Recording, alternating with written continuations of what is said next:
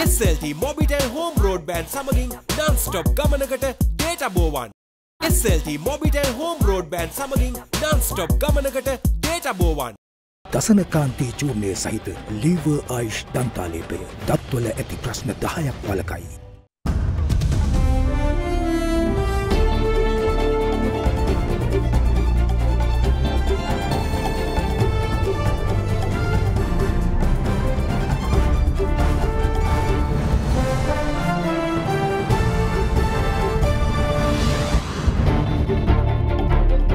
Your headlines tonight. On to opposition benches. A group of 13 SLPP parliamentarians led by MP Dallas Alahaperuma and Professor G.L. Pires to function as an independent group. Commercial operations. Colombo's landmark Lotus Tower to commence operations in mid-September. Rising consumer prices. Sri Lanka inflation soars to 64.3% in August from 60.8% in July. Bailout package. IMF delegation extends mission to Sri Lanka by a day. Official communique expected tomorrow. Vimdiyara milliliter CA smart pack එක රුපියල් 85ට දැන් වෙළඳ පොලේ. From AdaDerana, this is AdaDerana First at 9.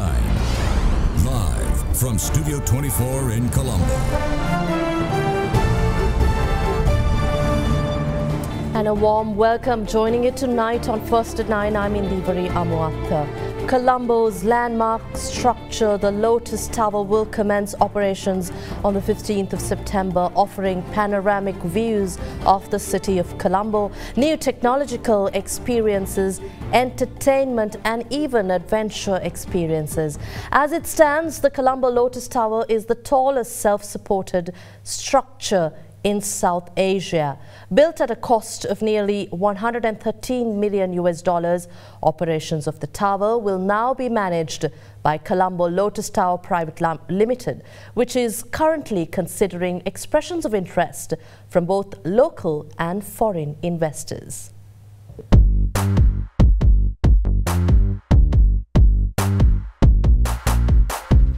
Construction work on Colombo's symbolic landmark, the Lotus Tower, began in 2012 with an estimated cost of $104.3 million. 80% of the estimate was agreed to be funded by China, while the remainder of funding was provided by the Sri Lankan government. Although its construction was planned to be completed in 2015, the tower was partially declared open in September 2019 and has remained non-operational to date. The Colombo Lotus Towers, at a height of 356.3 meters, is the tallest telecommunication tower in South Asia, the 11th tallest structure in Asia, and the 19th tallest in the world. A Chinese company granted $88.65 million, and the rest of the expenditure was borne by the Sri Lankan government, and construction of the tower was completed and handed over to the Sri Lanka government on the 28th of February this year. Colombo Lotus Tower Private Limited was established and its operation were entrusted with a newly formed company. Earlier this month, the management company of the tower called expressions of interest from potential investors to explore setting up services at the tower house and tower base. The Chief Administrative Officer of Colombo Lotus Tower Private Limited, retired Major General Prasad Samarasinghe, said that the Lotus Tower is planned to avail new technological experiences along with entertainment to visitors, just as at iconic landmarks in other parts of the world. He explained that so far 80% of local investors and 20% of foreign investors have expressed interest to begin ventures at the Lotus Tower. The public can now forward to experiences at the Colombo Lotus Tower when operations commence on the 15th of September.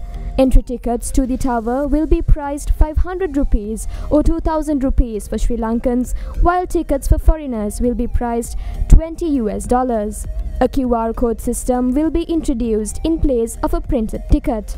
The tower base forms the base part of the Lotus Tower and consists of 9 floors. It is designed in a form of a bud of the lotus flower. The rooftop outdoor space of the tower base is dedicated for organizing various events and shows.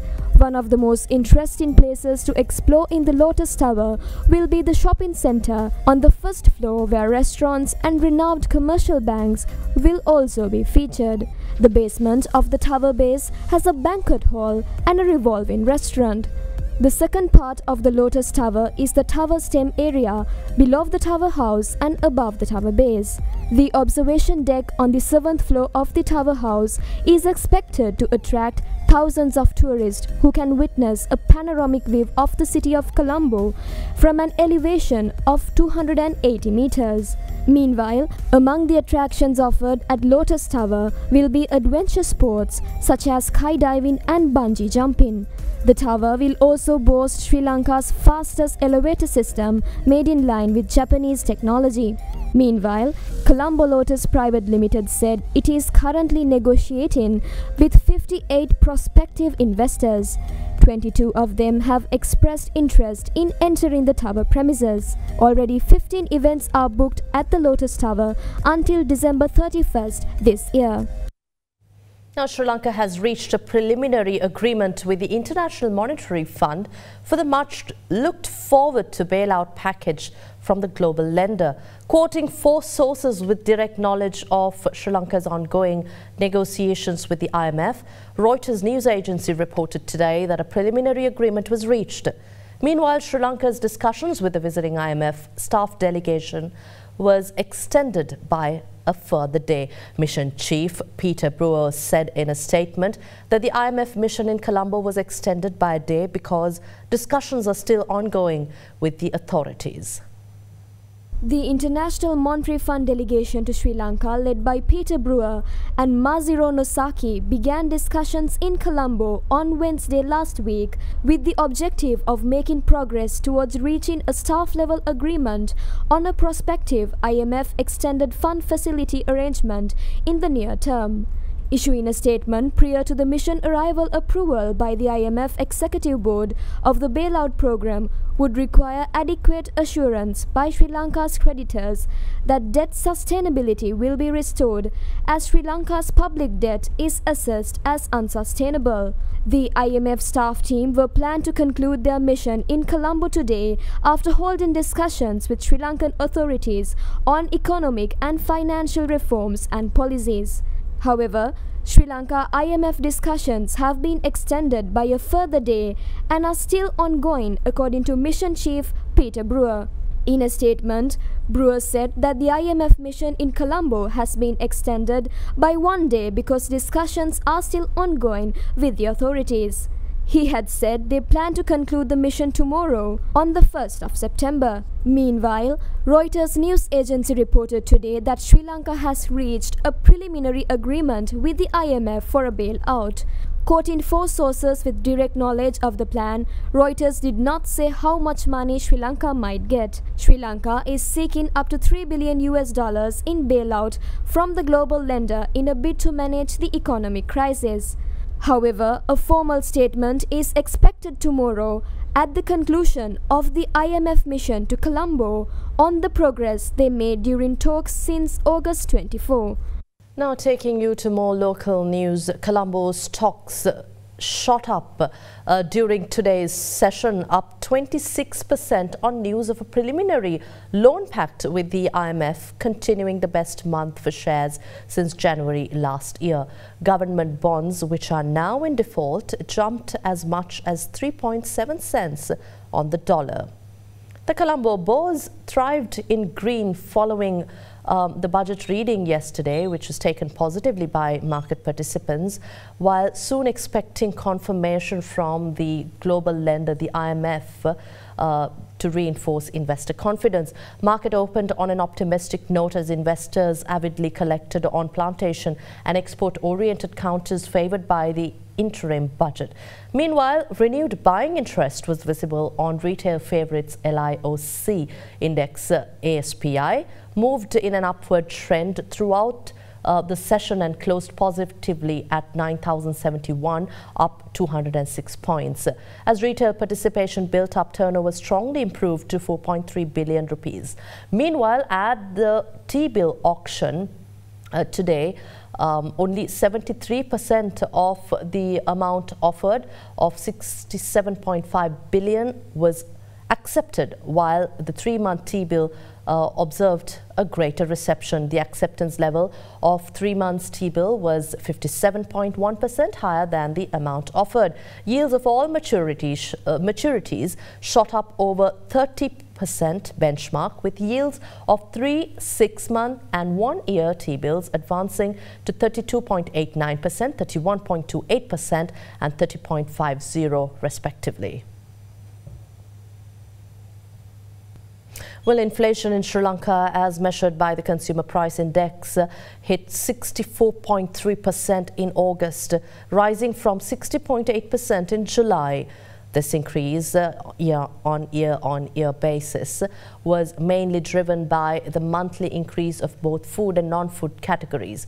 Accordingly, food inflation increased to 93.7% in August from 90.9% in July, while non-food category increased to 50.2% in August from 46.5% in July.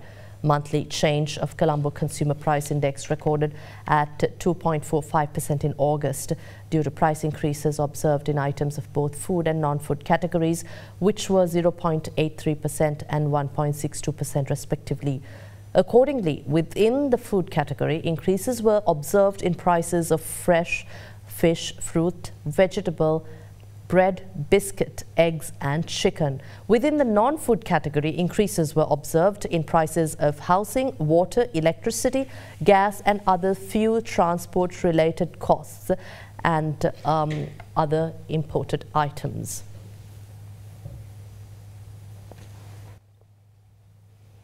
We have more news coming your way after this break.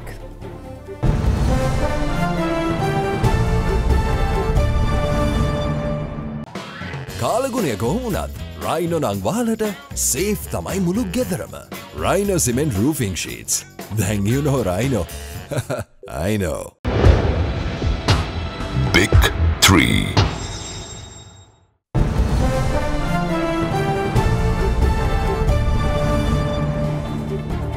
Welcome back to the news. 13 Sri Lanka Podujana Peramuna members, including Professor G.L. Pieris and Dallas Alaha Peruma, crossed over to opposition benches in Parliament today. They will function as an independent group of the SLPP in Parliament going forward. In a statement, SLPP Chairman Professor G.L. Pieris urged government not to interrupt local government elections just as provincial council elections were delayed. At the beginning of today's parliamentary sitting, a group of 13 parliamentarians from the majority party, the Sri Lanka Podujana Peramuna, decided to sit on opposition benches in the parliament, and they are to operate as an independent group of the Sri Lanka Podujana Peramuna. SLPP Chairman Professor G.L. Pieris announced today that 30 members will cross over. Thereby, parliamentarians Dallas Alaha Peruma, Professor G.L. Pieris, Professor Channa Jayasumana, Professor Charita Herath, Dr. Nalaka Godaheva, Professor Gunapala Ratnasekara, Dilan Pereira, Udayana Kirindigoda, Vasanta Yapa Bandara, Upul Galapatti, Tilak Rajapaksha, KPS Kumarasiri and Lalit Ellawala will sit in opposition benches in the House. Then May Parliament to a pathway, Visai Vise, Agosto Mase. Api Janata Idiprath Kala, Sri Lanka, Podujana Peramuna Venuan, Itamat Pehadili Vadapilivela. They had a Vishala Praticharek Laguna. A Varama Sampurnan Vikurtivuna. Kanapita Harriva, Yatikuru Kala. එතකොට එදා අපි කියපු දේවල් හා අපි අද කරන දේවල් අතර ගරු කතානායකතුමනි තියෙන්නේ අහසයි පොළොවයි වගේ වෙනසක්. ඒ නිසා තමයි අපි විශ්වාස කරන්නේ. රට පුරා ශක්තිමත් දේශපාලන බලවේගයක් නිර්මාණය කිරීම කාලීන අවශ්‍යතාවයක් හැටියට අපි දකිනවා. මුලින්දම පිළිගත්තා මේක අන්තර්කාලීන වැඩපිළිවෙලක් හැටියට ගරු කතානායකතුමනි අන්තර්කාලීන ඒ කියන්නේ తాවකාලික වැඩපිළිවෙල. එතකොට මේ අන්තර්කාලීන වැඩපිළිවෙල අවසානයේදී මැතිවරණයක් පවත්වන්න ඕනේ. ඒක කිසිසේත් අහිමි කරන්න බෑ.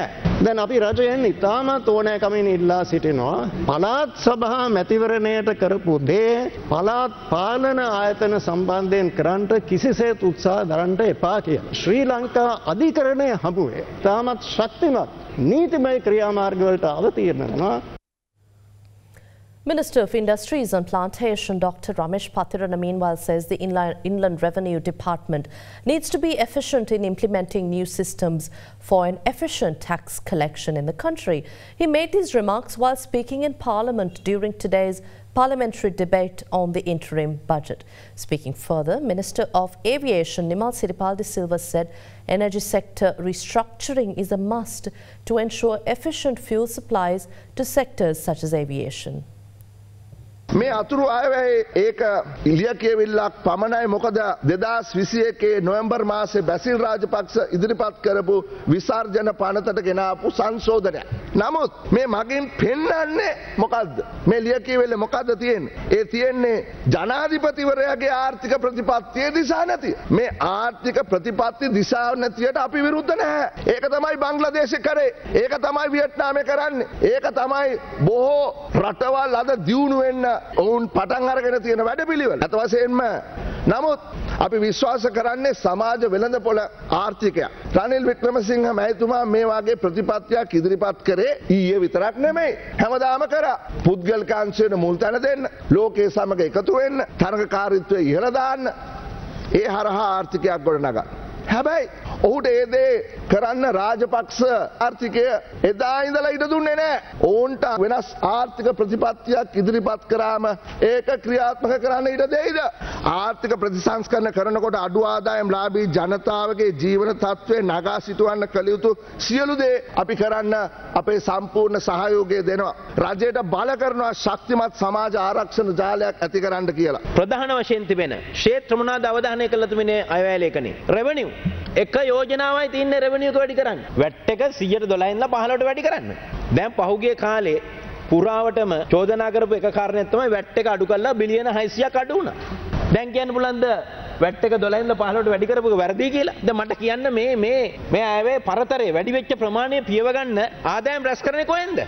එතරම් ප්‍රශ්නේ 54 බිලියන් වෙන් කළා තිනවා සමාජයේ මේ ආර්ථික පීඩනය සහ සමාජ පීඩනයට පත් වෙලා තියෙන පිරිස් වලට දෙන්න පුළුවන් යම් සහනයක් දෙන්න මේ මාස 4ක කාලය තුල. බලශක්ති අංශය අපි වහා ප්‍රතිසංස්කරණය කරන්න ඕන. මම විශේෂයෙන්ම සිවිල් ගුවන් සේවා අමාත්‍යවරයා වශයෙන් නොවින්ද දුකක් නැහැ අහස් යානාවලට අවශ්‍ය ජෙට් ෆුවල් ලබා ගන්න. මොකද අහස් යානාවලට ජෙට් ෆුවල් දෙනකොට අපිට ටොන් 10000ක් ගෙනත් දීලා මදි. අපි ඔවුන්ට සහතිකයක් දෙන්න ඕන ඉදිරි මාස 3ටම කිසිම ප්‍රශ්නයක් නැතුව හැමදාම ජෙට් ෆුවල් තියනවා කියලා. ඉතින් එහෙමනම් ඒ සඳහා නිසි වැඩපිළිවෙලක් නැතුව අහස් යානා එන්නේ නැහැ මෙහෙන් ජෙට් ෆුවල් ගන්න. දැන් ශ්‍රී ලංකන් එයාලයින් පිළිබඳව මම ඊටාම පැහැදිලි විවරණයක් කරා. බිලියන එක්සත් ජනපද ඩොලර් බිලියන 1.4ක් ණයයි. කොහොමද අපි ගෙනියන්නේ මේක? අපිට තෙල් නැවක් ගේන්න අපි මුදල් ටික එනකම් බලාගෙන ඉඳලා තමයි අපි තෙල් නම බාගන්නේ. එහෙම තත්ත්වෙදී අපිට පුළුවන් ද බිලියන 1.6ක් හොයන්න. එහෙමනම් අපි මේ ප්‍රතිව්‍යුහගත කිරීමේ වැඩ කටයුතු කරන්න ඕනේ. මේ රට බදු ආදායම් පැත්තෙන් ඉතාම අඩු ප්‍රමාණයක් තමයි ආදායම් ලබන්නේ. බදු ගෙවන පිරිසත් මේ රටේ ඉතාම සුළු ප්‍රමාණයක්. යෝජනාවක් හැටියට මේ රටේ වයස 18ට වඩා වැඩි සියලු දෙනාට බදු ෆයිල් එකක් ඕපන් කරන්නයි කියලා මුදල් ඇමතුමා ජනාධිපතිතුමා යෝජනා කළා තියෙනවා. හැබැයි මේක ඉතාම සංකීර්ණ ක්‍රියාවලියක්. ඒ සංකීර්ණ ක්‍රියාවලිය විධිමත්ව ක්‍රියා කරන්න ඉදිරියට ගෙන යාට නම් දේශීය ආදායම් දෙපාර්තමේන්තුව මීට වඩා වැඩි කාර්යක්ෂමතාවයකින් වැඩි පිරිසක් සමග කටයුතු කළ යුතු කියන කාර්යයක් සඳහන් කරන්න අවශ්‍යයි. ඒකට හේතුව දැනට මේ රටේ සමාගම් සහ පෞද්ගලික ආදායම් බදු ගෙවන පිරිස් බැලුවොත් මේ රටේ ලියාපදිංචි සමාගම් 1,50,000ක් තිබෙනවා සමාගම් මැදුරේ. හැබැයි මේකෙන් බදු ගෙවන්න ලියාපදිංචි වෙලා තියෙන 65,000ක් සමාගම් විතරයි. ඒකෙනුත් සක්‍රිය ලෙස බදු ගෙවන්නේ රිටර්න් එවලා තියෙන්නේ දැනුවත් කිරීම නැවත කරලා තියෙන්නේ සමාගම් 30000ක් පමණයි. ඒකෙන් රුපියලක් හරි බදු ගෙවලා තියෙන්නේ සමාගම් 16000ක් පමණයි. ඉතාම ස්වල්ප සංඛ්‍යාවක්. අනිත් පැත්තෙන් පෞද්ගලික අංශය ගත්තොත් මේ රටේ ලිපිගොනු තිබෙනවා. මේ රටේ ලිපිගොනු 2,96,000ක් තිබෙනවා. හැබැයි ඒකෙන් රිටර්න් එක හරි එවලා තියෙන්නේ 1,25,000ක වගේ ප්‍රමාණයක්. රුපියලක් හරි බදු ගෙවලා තියෙන්නේ මේ රටේ පුද්ගලයින් හැටියට 30000ක් කියන ඉතා සුළු පිරිසක්. ඒ නිසා මේ රටේ බදු ආදායමෙන් 80%ක් ලැබෙන්නේ ෆයිල් ලිපිගොනු 1000ක් වගේ සුළු ප්‍රමාණයකින් කියන කාරණේ ඉතාම වැදගත් කාරණයක්. ඒ නිසා ඉදිරි කාලය තුල වඩාත් කාර්යක්ෂම බදු එකතු කිරීමේ ක්‍රියාවලියක් රේගු හරහා ක්‍රියාත්මක කරන්නට අවශ්‍ය. ඒ වගේම ඒක ජනතාවට පීඩාවක් නොවන විදියට ගන්න පුළුවන් ආදායම් තියෙන පුද්ගලයින්ගෙන් ගන්න පුළුවන් ක්‍රමවේදයක් සකස් කරන්නට අවශ්‍ය. ඒ වෙනුවෙන් විශේෂ යාන්ත්‍රණයක් මුදල් ඇමතුමා ඉදිරිපත් කරනවා වගේම දේශීය ආදායම් දෙපාර්තමේන්තුව හරහා විශිෂ්ට ක්‍රියාවලියක් සිදු කරන්නට අවශ්‍යයි. ඉතින් මේ වෙනුවෙන් අපි විශේෂ අවධානය යොමු කළ කටයුතු කරන්න සිදු වෙනවා. Taking you to the weather update, showers and thunder showers have been experienced in many parts of the country since last night. With the latest weather patterns, the National Building Research Organization and the Department of Meteorology have issued weather warnings to several provinces of the country. Rainfall across the island intensified in several parts of the country since last night. During the past 24-hour cycle that ended at 8 a.m. today, the highest rainfall was reported from Polonnaruwa district at 102.5 millimeters. Due to low-level atmospheric disturbances currently in the vicinity of Sri Lanka, the Department of Meteorology expects more showers tomorrow as well. Meanwhile, taking the heavy rainfalls into account, the National Building Research Organisation issued early landslide warnings for the 4 districts of Kalathara, Kandy, Matale and Ratnapura. Prevailing showery conditions due to a formation of low-level disturbance in the vicinity of Sri Lanka. Today, very heavy falls above 150 mm may occur at some places in western, southern, Sabaragama, central and Uva province. Heavy falls above 100 mm can occur at some places elsewhere also. However, we expect some sort of reduction of the showery conditions by tomorrow evening. Anyway, tomorrow morning also showers will continue over the western Sabaragama, central, northwestern, northern provinces as well as in Galle and Masara and Anuradhapura districts. Warning level 2 alert. Amber warning was issued to Madhyakamai Yakkalmula Division 2nd Division in Galle district, Bulasingala and Palinurura Division 2nd Division in Kalathara district, Ratnapura, Elapatha and Kuruvita Division 2nd Division in Ratnapura district. Warning level 1 was to Sitavaka Division 2nd Division in Colombo district, Malalavita Division 2nd Division in Kalathara district, Ududumbara Division 2nd Division in Kandy district, Dharnegala, Yatiyantota, Ruwanalla and Dehovita Division 2nd Division in Kewal district, Ambanga Korle Division 2nd Division in Matare district, Nivitigala, Ahliya Kahavatta, Pelmadulla, Kiriyalla, Kalavana and Ayagama Division 2nd Division in Ratnapura district.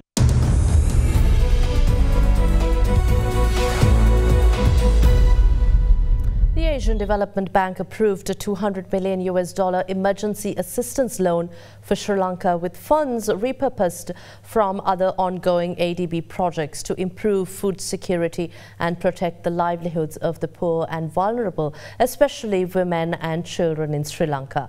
The project will continue for at least 3 months. The temporary increase in the monthly cash grant amount and the number of beneficiaries of the existing social assistance programs, including the Samurdhi subsidiary program for low-income families and allowances for the elderly persons with disabilities and kidney disease patients.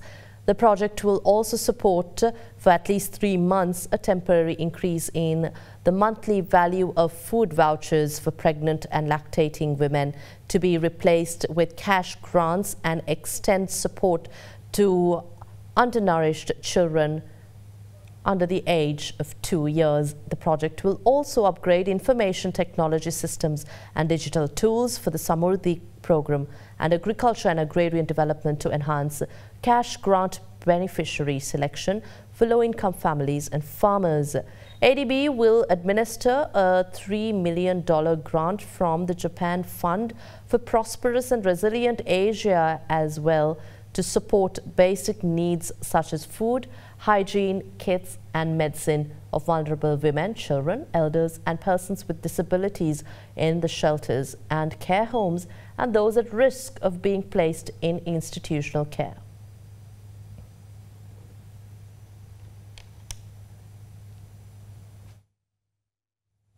Now, Russia has completely halted gas supplies to Europe via a major pipeline, stating that repairs are needed. The Russian state-owned energy giant Gazprom has said the restrictions on the Nord Stream 1 pipeline would last for the next 3 days.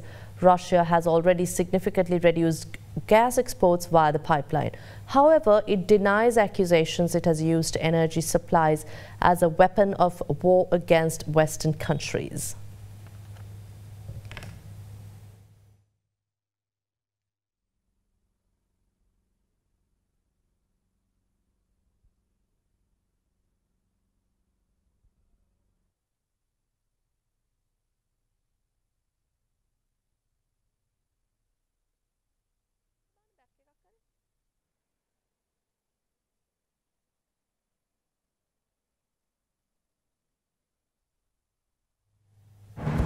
And before we wrap up tonight's edition, Mikhail Gorbachev, the former president and the last leader of the Soviet Union who ended the Cold War, has died today at the age of 91.